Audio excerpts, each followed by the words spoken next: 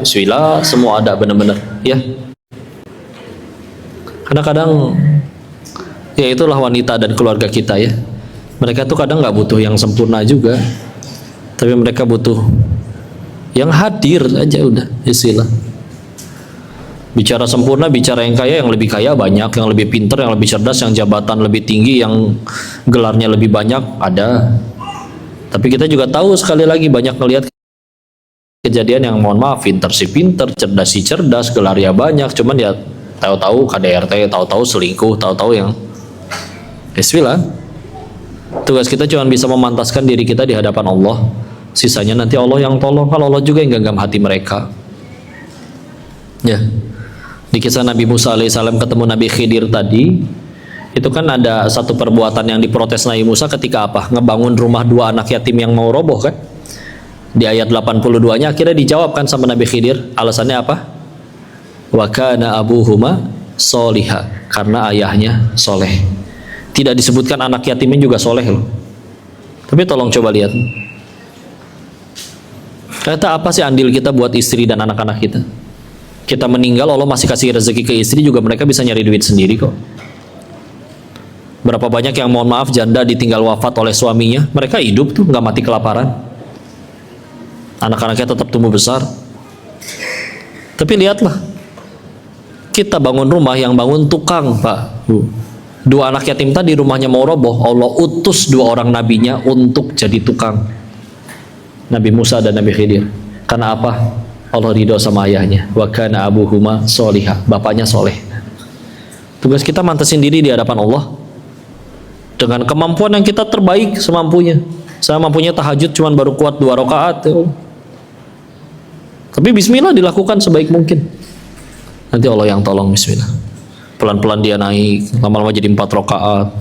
5 waktunya lama-lama jadi tepat waktu berjamaah di masjid. Pelan-pelan, bismillah. Nanti Allah yang tolong. Karena tidak diceritakan tadi, bahkan ada riwayat tafsir yang menjelaskan bahwa ternyata yang soleh bukan ayah kandungnya, tapi ayahnya punya ayah lagi, punya ayah lagi, punya ayah lagi, sampai 7 turunan ke atas. Jadi kalau ada orang yang suka bercanda, wah kaya 7 turunan, mungkin dia habis baca tafsir ayat itu. Tapi kalau Allah sudah ridho, nanti Allah yang jaga. Ya. Masih kecil, rumah mau roboh, gimana ceritanya? Allah utus 2 orang nabi untuk jadi tukang. Tapi kalau kita udah, meskipun kita udah jauh lebih kaya, jauh lebih pinter, tapi punten ya, ya berbuat zolim lah. Dulu waktu masih tinggal di Thailand, bagi para bandar judi itu, duit bukan masalah, mereka bisa bagi guru sekolah, guru dan sekolah termahal bagi anak-anaknya. Tapi kalau Allah udah nggak ridho sama orang tuanya, karena ya mohon maaf sumbernya haram, maka gampang tuh, anaknya ada yang LGBT, anaknya ada yang mati overdosis narkoba. Sedangkan lihat yang di kampung-kampung di desa, guru PAUD gaji 250.000, bisa tuh pada belajar adik-adiknya atau anak-anaknya. Ternyata pada beasiswa karena pada ngapalin Quran semua. Padahal makan seadanya, belum tentu bisa makan daging. Kadang nasi tempe lagi, kadang nasi telur lagi. Kadang mie instan lagi. Ya. Tapi kalau Allah sudah ridho, Allah yang jaga. Ya. Jadi kalaupun ada yang bisa kita lakukan paling utama, ya udah kita serahkan, titipkan ke Allah, karena tidak akan rusak apapun yang dititipkan kepada Allah. Dan kita yang memantaskan diri di hadapan Allah, nanti Allah yang atur, yang jaga. Ya, kadang-kadang kita itu lebih suka bergantung kepada ikhtiar kita sendiri. Bangun tahajud, berapa banyak yang bergantungnya ke alarm. Pertama pasang jam 3:05, lalu 3:10, lalu 3:15. Udah gitu aja. Ya. Cobain habis Isya berdoa, ya Allah bangunin hamba tahajud ya Allah. Yuk cobain. Kalau Allah udah pengen bangunin nggak pakai alarm juga bangun. Pengen pipis ke, digigit nyamuk ke, digigit singa kalau perlu. Ya kan Irfan Hakim miara singa di rumah ya. Atau apa ya, bisa digigit suami. Atau tsunami kan pasti bangun. Ya jangan gitu juga lah kok ya. Kita tolong sama Allah ya. Wallahu a'lam bishawab. Yang kedua tadi apa? Bedanya orang yang punya ilmu diberkahi dengan yang tidak berkahi. Mungkin langsung nyambung yang ketiga bisa saat yang terakhir Gen Z supaya bisa gabung tapi ilmunya diberkahi. Ya. Rakyat teman-teman yang Gen Z supaya saat dia menuntut ilmu diberkahi. Oh iya. Kalau Gen Z yang lebih cenderung mungkin dari etika, dari adab gitu ya. yang mungkin Baik, satu-satu ya. Bismillah. Memang kita nggak pernah disuruh ngumpulin yang banyak sih aslinya, tapi yang barokah. Bicara umur juga kata Nabi, Nabi ketika ditanya siapa manusia yang terbaik kan jawabannya beda-beda ya. Ada yang paling bermanfaat, ada yang paling baik kepada istri dan keluarganya, juga ada yang ternyata yang paling panjang umurnya dan paling panjang amal, ya, paling banyak amal solehnya. Tapi juga yang ternyata yang paling buruk adalah yang paling panjang umurnya tapi paling buruk amalnya. Jadi umur panjang tapi jadi dosa wae, kan rugi gitu. Ya. Maka memang kita disuruhnya kumpulin adalah yang barokah. Nah, berkah itu dia tadi, tergantung Allah mau nitipin apa enggak. Gimana cara supaya meraih keberkahannya? Ya tadi, niatnya benar, caranya benar, adabnya dijaga. Ya. Niat menuntut ilmunya dijaga. Karena selagi itunya sudah benar-benar kita jaga, udah bismillah. Orang zaman dulu nggak punya akses seperti kalian, udah punya internet. Tapi berapa banyak ulama terdahulu yang wafatnya udah lebih dari 8 abad yang lalu, contoh Imam Nawawi. Tapi sampai sekarang kitabnya masih dipelajari, jadi pahala jaliyah bagi beliau. Punya internet? Nggak ada. Tapi beliau totalnya luar biasa. Hidup cuma 40 tahunan lebih sedikit. Ya. Tapi sampai sekarang 8 abad udah lewat, pahala jariah masih mengalir dari karya-karyanya. Dan memang hidupnya luar biasa untuk ilmunya. Beliau itu setiap dari matahari terbit sampai tenggelam ikut 12 kajian ilmu. Dari matahari tenggelam sampai terbit menuliskan ilmu. Sampai pernah punggungnya 2 tahun punggungnya nggak pernah ketemu kasur. Tidurnya kapan? Waktu nulis, kecapean nggak kuat, plek ketiduran. Kadang kebangun 15 menit, 1 jam nulis lagi, nggak kuat ketiduran lagi. Ninggalin meja cuman ketika sholat, belajar atau mengajar, atau ke toilet, udah. Kayak gitu tuh hidupnya. Sampai nggak menikah. Walaupun bukan berarti harus diikutin jalan beliau, silahkan kalau yang pengen menikah ya, karena ya Nabi juga menikah. Tapi beliau nggak menikah juga nggak tergelincir kepada dosa-dosa syahwat, fokus menuntut ilmu. Dan terbukti ya, beliau kalau dibagi jumlah karyanya, dibagi dengan jumlah tahun beliau hidup, maka itu didapatilah, yaitu per hari beliau menghasilkan 4 lembar tulisan baru. 4 lembar per hari. Sedangkan kan nggak mustahil dari lahir langsung nulis. Ya kan? Berarti ada proses menuntut ilmunya dulu sampai akhirnya beliau sanggup menuliskan ilmu, tapi segitu produktifnya. Ciri berkahnya yaitu dia ziyadatul khair, bertambah kebaikan. Wafatnya udah 8 abad yang lalu, sampai sekarang masih dipelajari. Sekarang berapa banyak orang bikin novel, nulis. Banyak kayak bisa jadi karyanya, cuman ya punten ya, yang beli nggak ada, boro-boro difilmin, boro-boro dimacem-macemin.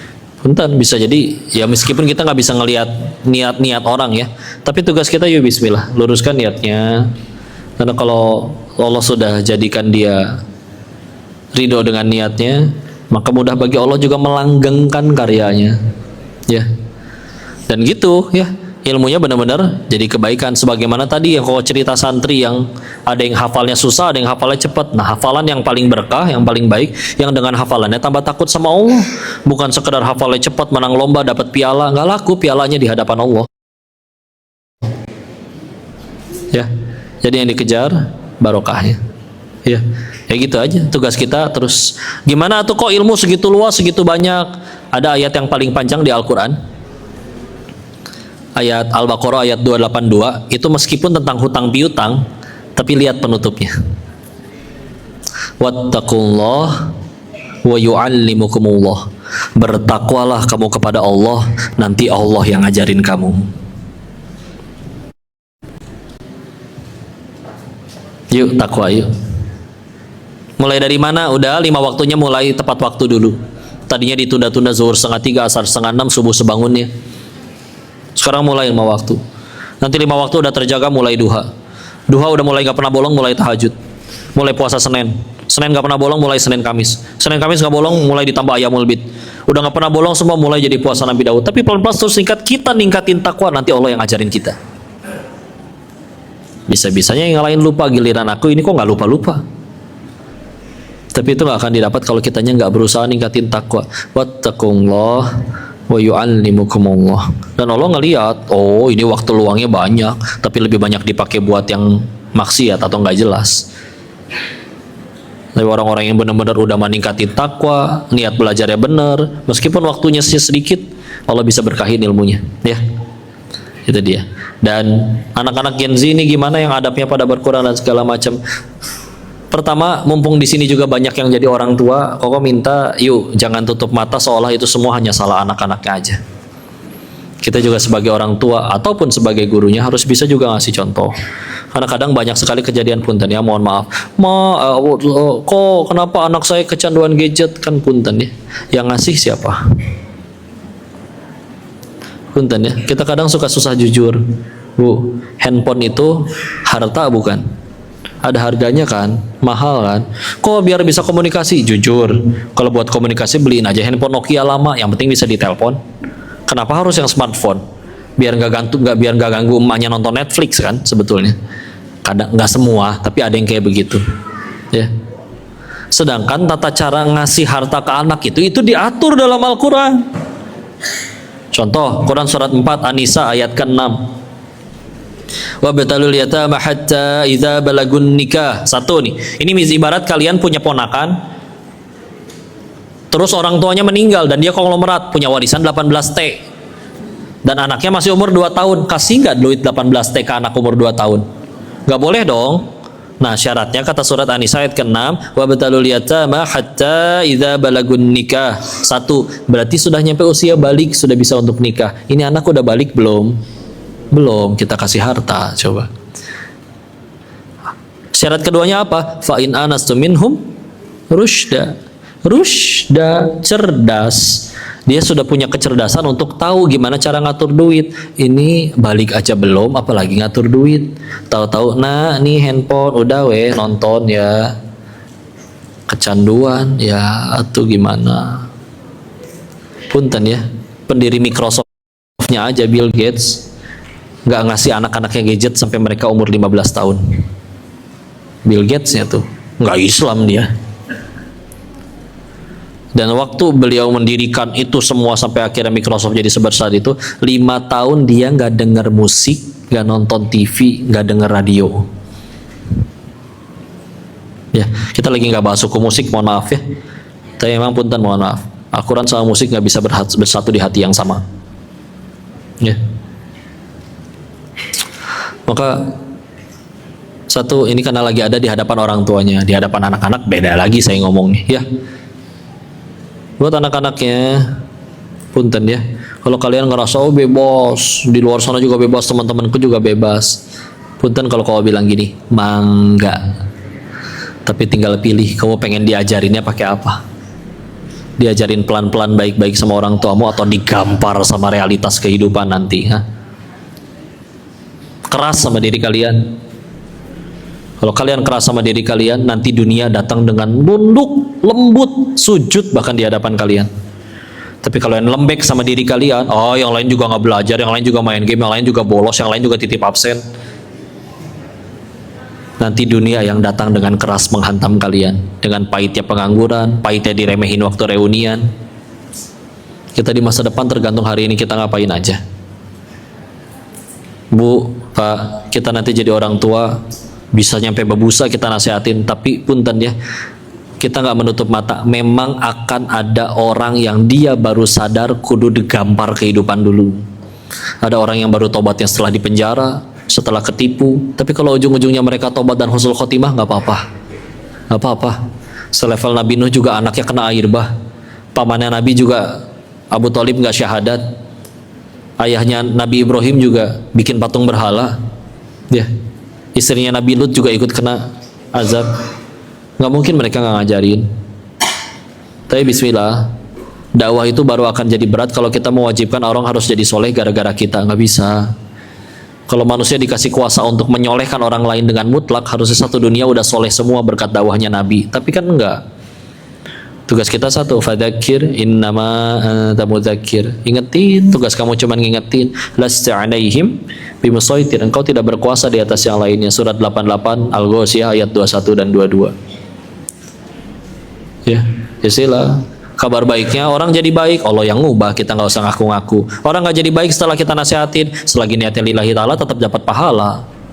Coba bayangin, kok saya udah ngingetin dia buat sholat 30 tahun temenan masih nggak mau sholat. Emang pahalanya baru cair nanti 30 tahun kemudian pas dia mau sholat? Enggak. Dia sholat nggak sholat kita ngingetin tetap jadi pahala, betul nggak? Iya. Bayangin ngingetin orang mau sholat, dia baru sholatnya 30 tahun kemudian, pahalanya berarti baru cair 30 tahun lagi? Enggak. Kayak gitu konsepnya. Jadi bismillah, selamat menikmati. Tapi kadang punten ya, buat yang Gen Z atau yang lagi mengajar Gen Z, sudah nikmati pahalanya. Sisanya bagaimana nanti Allah akan menyolehkan orang itu, terserah Allah. Memang akan ada orang yang baru dia sadarnya setelah dipenjara dulu, ditangkap dulu, ada, nggak apa-apa. Yang penting husnul khotimah di akhirnya. Kita tentu nggak mau itu terjadi ya. Cuman gimana tuh ada orang yang jalan hidupnya kayak begitu, hidayah terserah Allah soalnya. Tugas kita cuma bisa nyampein, ingetin, contohin. Kabar baiknya itu orang jadi baik atau nggak baik, semuanya tetap jadi pahala buat kita, nggak ada yang rugi kan? Bayangin kalau misalkan baru boleh masuk surga syaratnya 1 harus memualafkan 1000 orang dulu, wah repot. Dan ternyata kita baru mualafin 999 orang, pas akan masuk nggak bisa, kurang 1, ditolak weh, banyak gitu. Nggak mungkin, ya. Bismillah, ya. Ya pertanyaan tadi bagi Gen Z-nya kita cuma bisa ngingetin, sisanya takdir kalian meskipun di tangan Allah ya, tapi di situ ada andil kaliannya juga ya. Jadi kita di masa depan tergantung kita ngapain hari ini ya. Jadi bismillah.